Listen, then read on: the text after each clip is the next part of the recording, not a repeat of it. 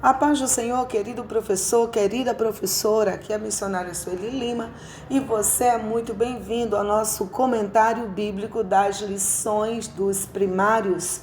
Nós estamos no 4º trimestre e o tema deste trimestre é a história da queda e salvação.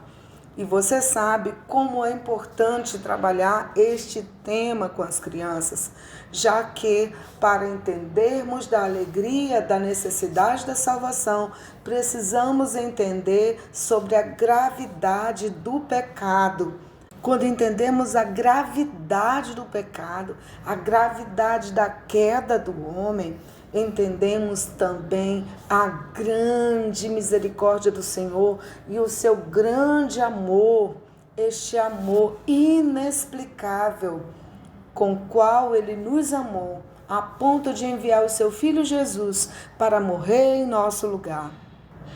Agora, entendendo da necessidade de ministrarmos com excelência esse assunto, eu quero te fazer um convite. Dê uma paradinha agora no que você está fazendo. Não ouça esse áudio caminhando, lavando louças. Não. Dê uma pausa, por favor. Pegue agora um caderno, a sua Bíblia, aquela Bíblia que você vai levar para a EBD, seus marcadores, algumas canetinhas. Se você tiver um dicionário da língua portuguesa ou um dicionário bíblico, também é muito importante que você pegue todo esse material e venha comigo para este nosso momento de estudo sobre a lição do próximo domingo. Eu vou te dar um tempinho aqui para que você possa fazer isso, porque é muito importante. Querido professor, nós não estudamos para ensinar, nós estudamos para aprender. Estudamos para compreender a palavra do Senhor, estudamos para que a palavra do Senhor nos transforme, porque a palavra precisa fazer, em primeiro lugar, efeito na minha vida, efeito na sua vida. Então você estuda com esmero, você estuda com dedicação, você se aprofunda no assunto. Ora, pede ao Senhor que este ensino penetre na sua mente, cause impacto no seu coração, transforme suas atitudes. E agora, com tudo isso já sendo vivido por você, você vai para a sala de aula com mais alegria, com mais confiança, com mais convicção daquilo que você está ensinando. Por quê? Porque você já aprendeu, porque você já está colocando na sua vida. Por isso é tão importante que estudemos juntos a palavra do Senhor e que façamos deste momento de estudo um momento devocional, um momento em que o Espírito Santo fale ao nosso coração. Minha oração é que você, ao estudar este conteúdo, seja profundamente impactada pela Bíblia, por esta palavra tão especial desta lição que nos ensina como devemos fugir do pecado, como devemos ouvir ao alerta do Senhor Deus, porque Ele tem cuidado de nós e quando Ele vê, porque Ele é onisciente, Ele é onipresente, que nós estamos indo na direção errada, Ele sempre encontra uma maneira de nos alertar, como Ele fez com um dos personagens da lição bíblica de hoje. Então, você já está pronto? Você já está pronta? Já juntou o seu material? É muito importante, querido. Faça isso, separe este momento. Nós poderíamos, inclusive, estar fazendo um vídeo com PowerPoint, com slides, para que você pudesse também usar. Mas, neste momento, eu entendo que é importante esse momento de concentração. Você, o Espírito Santo, eu aqui do outro lado, juntos, estudando a palavra do Senhor, porque sem o Espírito Santo nós não conseguimos entender a palavra revelada. Então concentre-se, ore agora e peça: Senhor, abre a minha mente, abre o meu coração. Eu preciso ministrar essa palavra, Senhor, como se fosse a única aula que esse aluno vai ter na vida. Que com esta aula, Senhor, ele entenda que é amado por Ti, que o pecado é ruim, que ele pode vencer o pecado e que Tu, Senhor, és o nosso grande ajudador. Amém? Podemos então começar? Então o título da nossa lição é: O pecado gera a morte. Eu quero que você já comece anotando bem grande aí no seu caderno de anotações a palavra pecado. Porque o que é o pecado? Nós estudamos na lição de número 1, estudamos que Deus criou o mundo perfeito, ou seja, Deus criou o mundo sem pecado. Na lição de número 2, estudamos sobre o primeiro pecado. Na lição de número 3, nós precisamos agora falar sobre as consequências do pecado. Então, já é bom que você volte às anotações da sua aula anterior para conceituar o pecado. Mas se você não tiver feito esse estudo detalhado, deixa eu te dar uma dica agora. Pega o nome do teu caderno, escreve o nome pecado, a palavra pecado aí no cabeçalho e vamos colocar aqui algumas questões sobre o pecado. Primeiro, o que é o pecado? Escreva: transgressão voluntária da lei de Deus. Então, pecado é a transgressão voluntária da lei de Deus. Nós vemos isso em 1 de João 3:4. Então, o pecado é uma transgressão. Nós podemos também dizer que o pecado é um erro consciente.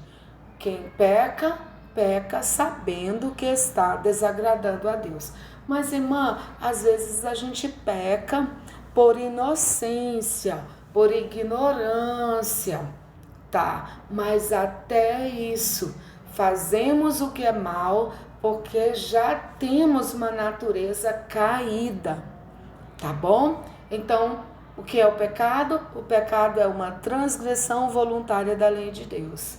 O que é o pecado? O pecado é uma escolha ruim, é uma escolha consciente, é uma escolha de desobedecer a Deus. Olha o que a Bíblia diz sobre o pecado. E é importante que você anote aí pelo menos 5 referências de versículos que falam sobre o pecado. Anote, por favor, Romanos 3:23. Esse versículo é clássico.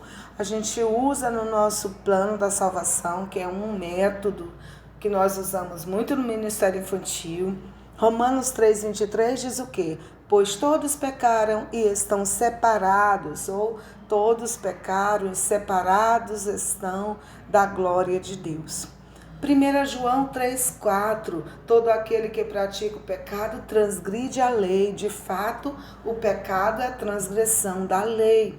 Romanos 6:23, porque o salário do pecado é a morte, mas o dom gratuito de Deus é a vida eterna em Cristo Jesus, nosso Senhor. Tiago 1:14-15, mas cada um é tentado pela sua própria cobiça, quando esta o atrai e seduz. Então a cobiça, depois de haver concebido, dá à luz o pecado, e o pecado, uma vez consumado, gera a morte. Então, esse versículo é muito importante para o nosso estudo de hoje. Por último, Isaías 59:2. Mas as vossas iniquidades fazem separação entre vós e o vosso Deus, e os vossos pecados esconderam o seu rosto de vós, de modo que não os ouça. Por que é tão importante, professor, que você tenha sempre versículos bíblicos? Porque você precisa mostrar para a criança que o que você está ensinando não é a sua opinião, não é a opinião do pastor, não é o que o papai ou a mamãe dela acredita. Não, é o que a Bíblia diz. Por isso você sempre tem que enfatizar. A Bíblia diz que o pecado é transgressão. A Bíblia diz que o pecado gera separação entre o Criador e a criatura. A palavra nos ensina que. Então você sempre vai reportar à criança que a palavra que você está dizendo não é sua. A palavra que você está dizendo, que você está ensinando, é do Senhor. Você está lendo na Bíblia e a Bíblia nunca erra. Ainda sobre o pecado, anote aí, por favor. O pecado tem pelo menos 3 aspectos principais: desobediência, rebelião e queda. Então, o pecado é desobediência? Sim, o pecado é desobediência porque o Deus deu uma ordem ao primeiro casal e o primeiro casal desobedeceu. Então, eu posso dizer que um dos aspectos do pecado é a desobediência. Desde o começo, o pecado é marcado pela desobediência. Desobediência que há uma ordem clara de Deus. O pecado também é rebelião. O que é rebelião? Rebelião é quando eu faço aquilo que é contrário a uma autoridade que está sobre mim. Deus é autoridade? Sim, Deus é soberano. Quando Deus dá uma ordem, a ordem de Deus deve ser cumprida. Se Deus dá uma ordem e alguém faz o contrário, essa pessoa está se rebelando. É uma rebelião. Ou seja, o pecado não é apenas uma falha moral. O pecado é um ato de insubordinação à autoridade divina. Quando o homem pecou, o que ele fez? Se rebelou contra Deus, porque Deus tinha dado uma ordem. A ordem de Deus não deve ser questionada, deve ser cumprida. E o homem questionou a bondade de Deus, a sabedoria de Deus. Deus disse: não coma, porque você vai morrer. A serpente disse: coma, porque você vai ficar igual a Deus. A quem o homem deveria obedecer? A Deus, porque Deus é o Criador, Deus é o soberano de todas as coisas. Mas o homem ali se rebelou. Então a rebelião é um dos aspectos do pecado. E a queda, que é o nosso foco nesta lição. A queda é uma consequência do pecado. A desobediência e a rebelião do homem o conduziram a uma queda trágica. E qual é a consequência dessa queda? Qual é a consequência desta separação de Deus?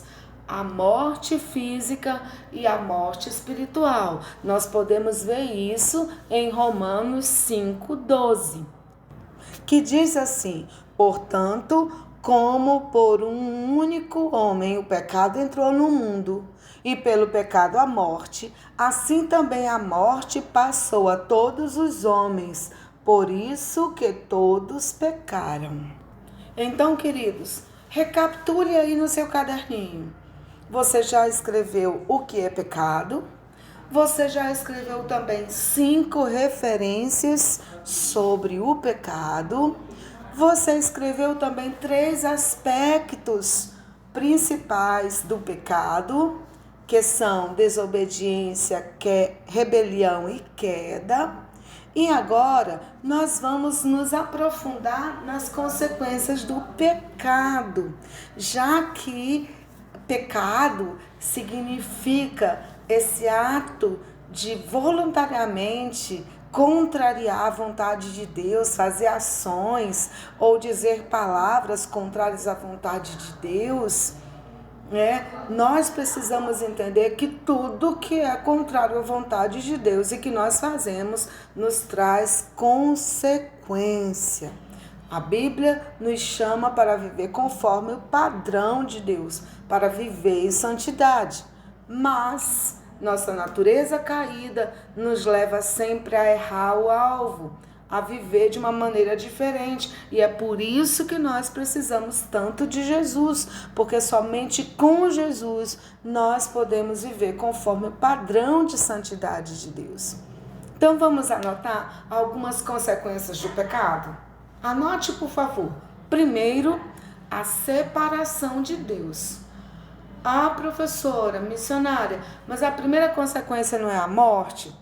Sim, a morte é uma consequência, mas a principal consequência, aquela que mais impactou a humanidade, foi a separação de Deus. Pense que antes do homem pecar, o Senhor Deus, Criador, ele estava no final de todos os dias, a Bíblia diz na virada da tarde, ele estava ali passeando com a sua criação no jardim, no lugar santo, numa sagrada comunhão. Mas a partir do momento que o homem pecou, que o homem desobedeceu, se rebelou, caiu, o que foi que aconteceu? Ele foi expulso do jardim. Mas ser expulso do jardim é muito mais do que sair de um espaço geográfico. Ser expulso do jardim significa ser expulso da presença de Deus. Então, a primeira grande consequência, separação de Deus. Foi isso que nós lemos em Isaías 59:2. As vossas iniquidades fazem separação entre vós e o vosso Deus. Essa foi a consequência imediata, a ruptura da comunhão com Deus. Qual a outra consequência? A morte espiritual. Sim, a morte espiritual. Romanos 3:23, o salário do pecado é a morte. Essa morte espiritual significa que a alma do homem agora está corrompida. E é claro que tem também a morte física. Mas a morte espiritual é a mais devastadora. Por quê? Porque ela agora causa no homem aquela sensação de tristeza, de vazio, que ele não teria se ele não tivesse ouvido a voz da serpente, comido o fruto, desobedecido, se rebelado, caído. Realmente o homem fez algo terrível. Diante de um Deus santo, ele resolveu pecar. E é claro, tem a outra consequência que é a condenação. Veja que lá no Jardim do Éden, ainda logo após o homem ter sido confrontado por Deus, Deus coloca ali um juízo, uma condenação. A mulher, o homem, a serpente vão ali sofrer as consequências do seu pecado. Só, gente, que essa consequência não acaba no primeiro casal, ao contrário, ela tem um impacto coletivo em todos os descendentes de Adão e Eva. Por quê? Porque todos pecaram. Por que que nós pecamos? Essa é a doutrina da imputação. Porque o primeiro homem, o representante da humanidade, pecou. E porque ele pecou, como os seus descendentes, todos pecaram. Todos nós já nascemos caídos, já nascemos com uma inclinação para o pecado. Então, querido professor, você precisa aprofundar esse assunto, porque sempre agora que você falar de pecado, você vai ter isso muito claro na sua mente. E é importante que a criança entenda o que é pecado, para que ela entenda a gravidade disso, do que isso significa, e desta maneira ela possa também ser grata ao Senhor, entendendo que o Senhor é misericordioso em perdoá-la. E nós vamos falar de tudo isso por quê?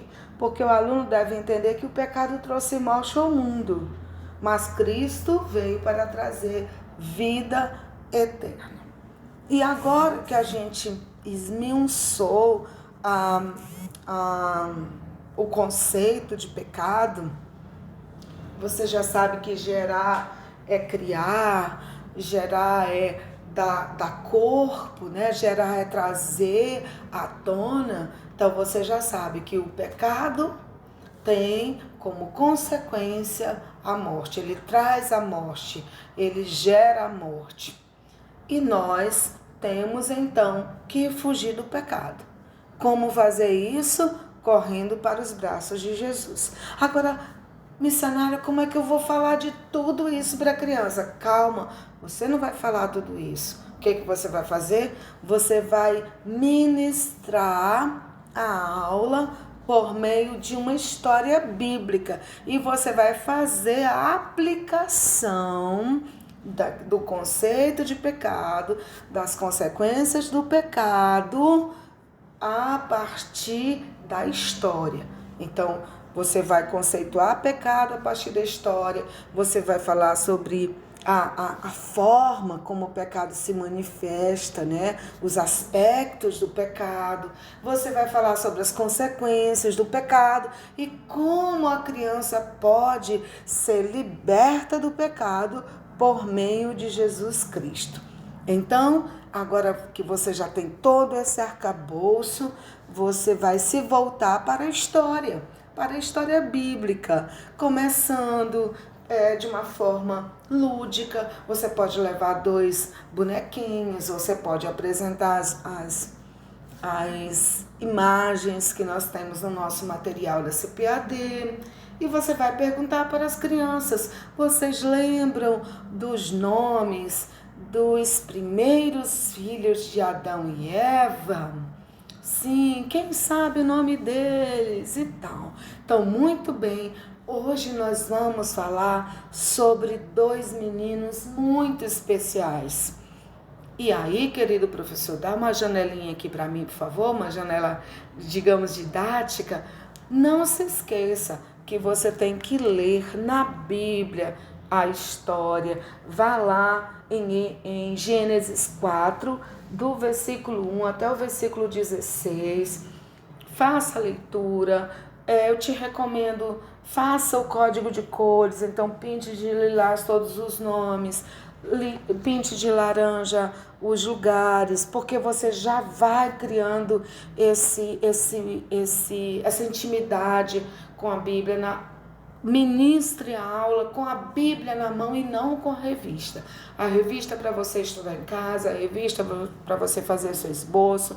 Na revista você vai encontrar um arcabouço teológico e metodológico excelente, mas é para estudar em casa. Quando você for para a EBD, você vai levar a sua Bíblia e você vai levar o esboço que você fez. Isso é muito importante.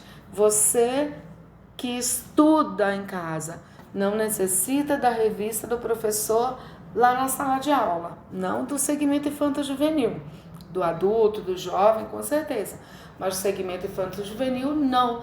Você precisa da Bíblia, a criança precisa entender que o que você está ensinando vem diretamente da Bíblia. Então, ministre a história. Fale sobre Caim. Caim era o primeiro filho. Ele foi um filho desejado. Sim, quando Eva teve Caim, ela disse: adquiri um varão com auxílio do Senhor. E ela ficou muito feliz. A palavra Caim significa adquirir ou possuir. E quem deu nome a Caim foi a sua mamãe, Eva. E ela ficou muito feliz. Eva tinha muitas expectativas sobre a vida de Caim. Afinal de contas, era o seu primeiro filho. E a vinda de Caim representava para Eva e Adão que Deus os amava, apesar daquilo que eles haviam feito. Por isso que ela disse: adquiri um varão com o auxílio do Senhor. Então, o significado de Caim: adquirir ou possuir. E Caim, ele tem esse significado muito bonito, apesar dele não fazer caso ao significado do seu nome, né? Porque mais pra frente a gente sabe que ele vai fazer algo terrível. E Abel? Abel foi o segundo filho do primeiro casal. O significado do nome Abel é sopro ou vapor, ou ainda transitoriedade. Ou seja, significa algo efêmero, algo curto, né? E Abel também foi um menino muito especial, ele era o segundo filho. Missionária, mas será que ele era o segundo? Porque a Bíblia fala que quando Caim matou Abel, ele saiu e ele foi para outros lugares e já haviam cidades. Queridos, se foi o segundo, ou o segundo que a Bíblia diz, isso neste momento não é relevante. O importante agora é contarmos a história dentro do nível de compreensão da criança. E depois, em outro momento, a gente pode entrar nessa discussão, tá bom? Então, o que a gente pode fazer além disso? Bom, então você vai contar a história deles dois. A maioria das crianças já conhece essa história, então você conta realmente procurando atrair a criança para o sentido. E aí eu te chamo a atenção para uma coisa. Caim, o pecado de Caim começou não com o assassinato, mas com a inveja. Ele olhou para a alegria do seu irmão, que teve a sua oferta, digamos, recebida pelo Senhor, e ele colocou a culpa da rejeição da oferta de Deus em relação à sua oferta, a culpa em Abel, como se Abel fosse responsável por Deus rejeitar a sua oferta. Na verdade, Abel fez o que era melhor, ele entregou algo para o Senhor de todo o seu coração, ele entregou o melhor. Mas o fato não é nem de ter colocado ali no altar o que era melhor para o Senhor, mas ter colocado diante do altar algo que era o que o Senhor já havia determinado. Então, o Senhor quer o nosso culto? Quer, mas Ele quer o nosso culto dentro do padrão que Ele estabeleceu, não dentro do nosso próprio padrão. Então, eu posso dar ao Senhor o que eu quiser, mas não posso obrigar o Senhor a receber o que eu estou dando, porque Ele é santo e Ele vê o meu coração. E qual foi a atitude de Caim? Além de não prestar um culto digno do Senhor, ele se zangou com Abel por ter prestado um culto digno do Senhor e ter prestado um culto com o seu coração, com obediência, com humildade, com submissão. Então, qual o primeiro grande pecado de Caim? Ele prestou um culto de uma forma relaxada, sem realmente honrar o nome do Senhor naquela atitude. Segundo pecado de Caim, ele ficou com inveja da reação de Deus diante do culto do seu irmão.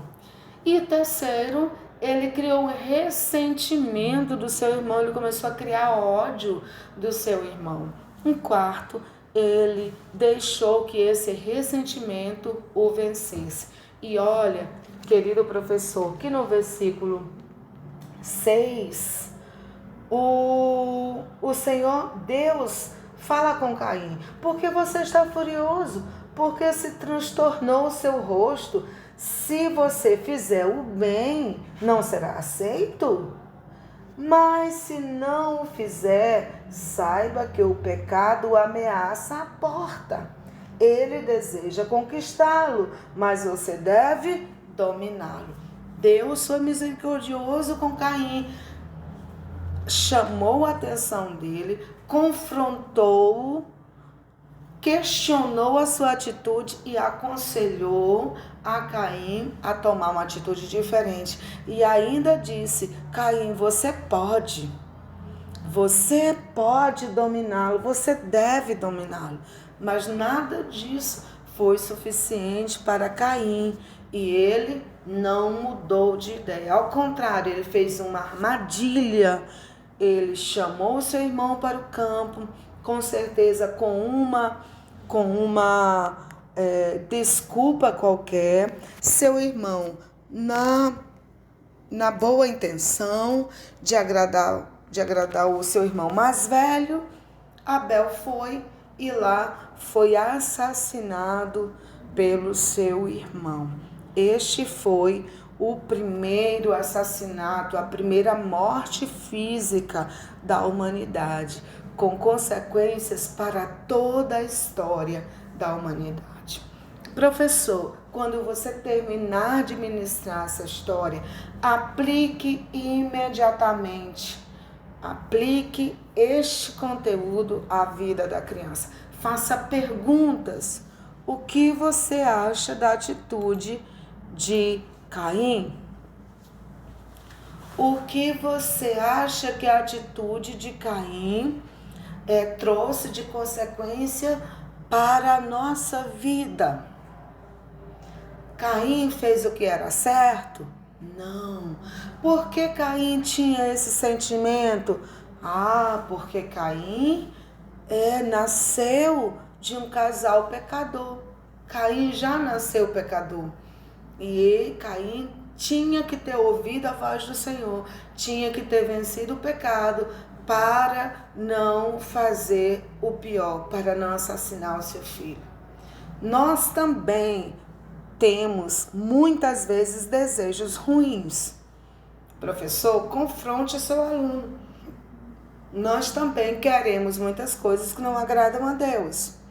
Mas a Bíblia diz que da mesma forma que Adão, sendo o primeiro homem, pecou e com ele todo mundo se tornou pecador, quando Jesus veio, Jesus se fez homem, morreu na cruz do Calvário, foi sepultado e ao terceiro dia ressuscitou. E quando Jesus ressuscitou, ele se tornou o primeiro homem a vencer a morte, porque ele nunca pecou. Ele venceu a morte e venceu o nosso pecado.